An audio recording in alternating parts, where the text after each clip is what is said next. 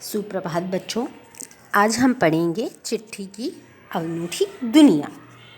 पत्र की भी दुनिया अजीब होती है और उसकी उपयोगिता हमेशा बनी रहती है। पत्र जो काम कर सकते हैं वह संचार का कोई भी आधुनिक साधन नहीं कर सकता। पहले हम पत्रों के द्वारा ही अपने भाव को, अपने समाचार दूसरों तक पहुंचाते हैं, संदेश पहुंचाते हैं। साहित्य तथा कला के क्षेत्र में तमाम विवाद और नई घटनाओं की जड़ भी पत्र ही होते हैं। दुनिया का तमाम साहित्य पत्रों पर ही केंद्रित होता है। मानव सभ्यता के विकास में पत्रों की अनूठी भूमिका होती है। पत्र सब दूर एक से होते हैं, लेकिन इनके नाम अलग अलग हो जाते हैं। जैसे कि उर्दू में इसे खत, संस्कृत में पत्र, कन्नड़ में कागद, तेलुगु में उत्तरम, जाबू और लेख तथा तमिल में कादिर कहा जाता है। पत्र द्वारा ही हम अपनी यादों को सहेज कर रख सकते हैं। इसमें कोई संदेश नहीं। हर एक की अपनी एक पत्र लेखन की कला होती है। दुनिया में करोड़ों पत्र एक दूसरे को तलाशते हुए तमाम ऐसे काम तथा ठिकानों पर पहुंच जाते हैं। पंडित जवाहरलाल नेहरू ने सन 1953 में सही कहा था कि हजारों सालों तक संचार का साधन केवल हरा करे रनर्स या फिर तेज घोड़े रहे हैं। उसके बाद पहिए आए, पर रेलवे और तार में भी भारी बदलाव आया है। फिर तार ने रेलों की से भी तेज गति से संवाद पहुंचाने अर्थात हमारा संदेश दूसरों तक पहुंचाने का काम किया है। पिछली शताब्दी में पत्र लेखन ने भी कला का रूप ले लिया। विश्व डाक संघ की ओर से 16 वर्ष से कम आयु वर्ग के बच्चों के लिए पत्र लेखन की प्रतियोगिता का भी आयोजन 1972 यानी 1972 से किया जाने लगा। यह सही है कि खास तौर पर बड़े शहरों में, महानगरों में जो संचार के साधन हैं उनका विकास काफ़ी तेज़ी से हुआ है, जिसके कारण पत्र की आवाजाही बहुत प्रभावित हुई है। इस प्रकार आज हम मोबाइल, ईमेल आदि संचार साधनों के द्वारा अपने संदेश एक दूसरे तक पहुंचा सकते हैं, लेकिन पहले ऐसा नहीं था। हम सिर्फ चिट्ठियों के द्वारा ही अपने हालचाल एक दूसरों को पहुंचाते थे।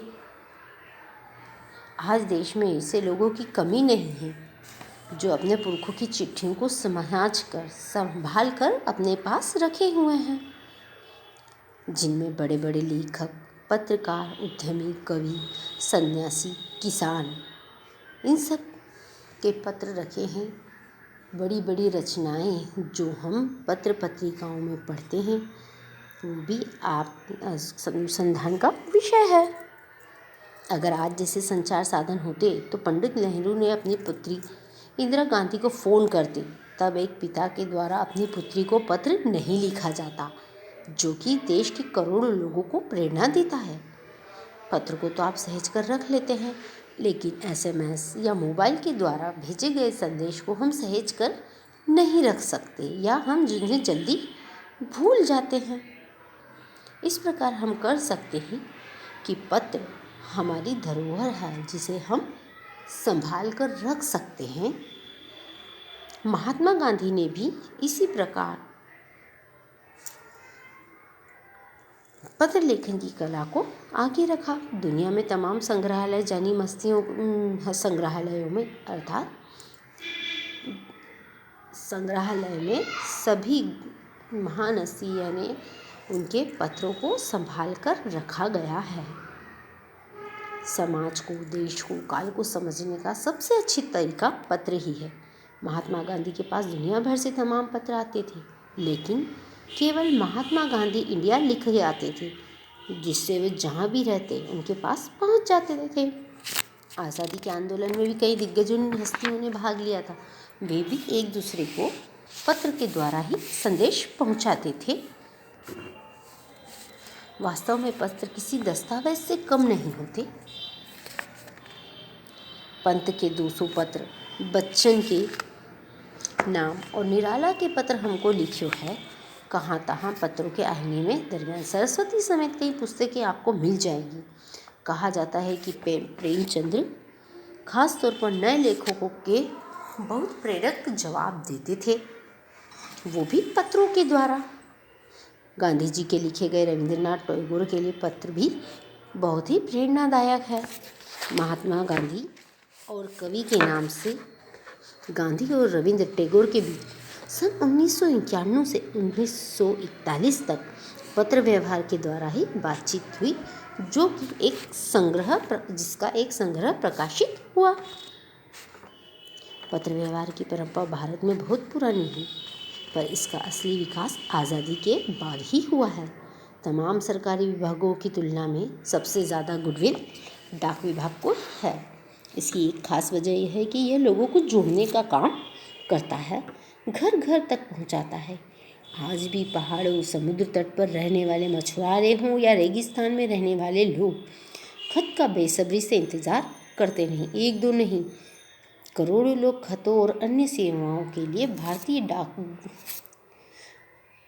विभाग में से जुड़े हैं और खतों को एक दूसरे तक या हमारे परिचित लोगों तक पहुंचाने का काम करते हैं। दूर गांवों में आज भी मनी ऑर्डर भेजे जाते हैं और गांवों में गरीब बस्तियों में चिट्ठियाँ मनी ऑर्डर लेकर पहुंचने वाले डाकिया को ही देवदूत कहा जाता है। प्यारे बच्चों, उम्मीद है आपको ये पाठ अच्छे से समझ में आ गया होगा। आप एक बार इसे पढ़ें और इसके बाद मैं आपको इसके प्रश्न उत्तर दूंगी, जो आपको अपनी कॉपी में सुंदर अक्षरों में लिखना है। और प्रश्नोत्तर के पहले आपको शब्दार्थ ज़रूर लिखना है। हर पाठ के शब्दार्थ आपको लिखना है, उसके बाद ही आपको अपनी कॉपी में प्रश्नोत्तर लिखना है। उम्मीद है आप मास्क पहनकर रहते होंगे और समय समय पर अपने हाथों को धोते होंगे।